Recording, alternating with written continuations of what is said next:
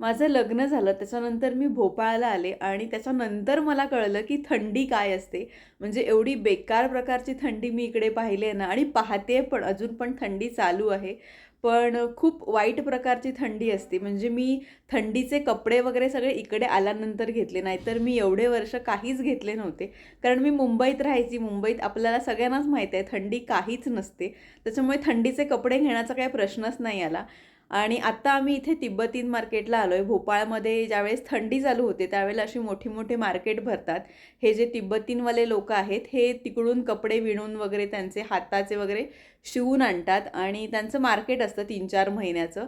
छान छान स्वेटर्स वगैरे असतात. पण यांचं एक ठरलेलं असतं, म्हणजे हे लोक एवढ्या लांबून तिकडून येऊन मार्केट वगैरे इथे लावतात. पण त्यांची एक युनिटी वगैरे असते आणि मला ना प्रत्येक ठिकाणी बार्गेन वगैरे करायची सवय आहे, पण इथे असं काही होत नाही. त्यांचे अगदी ते सांगतील ना ते फिक्स रेट असतात. आणि ज्या कामासाठी मार्केटला आम्ही गेलो होतो ना ते हे काम, ह्या माझ्या मला आईने ह्या बांगड्या दिल्या होत्या, म्हणजेच हे मला कडे दिले होते गोल्डचे. पण ते ना थोडेसे माझ्याकडून ना क्रॉस झाले होते, ते मला लावून घ्यायचे होते. त्याच्यासाठी मेन आम्ही गेलो होतो, ते काम करून आलो. त्याच्यानंतर मी घरी आल्यानंतर जेवण बनवलं आणि घाईघाईतच बनवलं सगळं. छान आता जेवून घेतोय. काय काय आहे हे मी तुम्हाला दाखवते.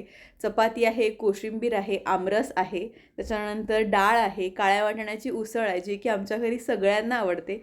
आणि त्याच्यानंतर मग आम्ही इकडे सृष्टीताईंनी काय काय शॉपिंग केली ते बघत बसलो होतो. आता लग्नाला जायचं आहे आम्हाला. मस्त त्यांनी क्लच घेऊन आल्या होत्या आणि त्याच्यानंतर छानसे क्लिप्स पण आणले होते, त्या त्या दाखवत होत्या. त्यांना हे क्लिप्स फार आवडले आणि आता लग्न आहे, रिसेप्शन आहे, म्हणजेच घरचंच फंक्शन आहे. सो त्याच्यासाठी त्या वेगवेगळ्या प्रकारचे क्लिप्स घेऊन आलेत. हे बघा असे मस्त मस्त घेऊन आलेले आहेत आणि तेच आम्ही दोघी बसलो इकडे आणि तेच बघतोय.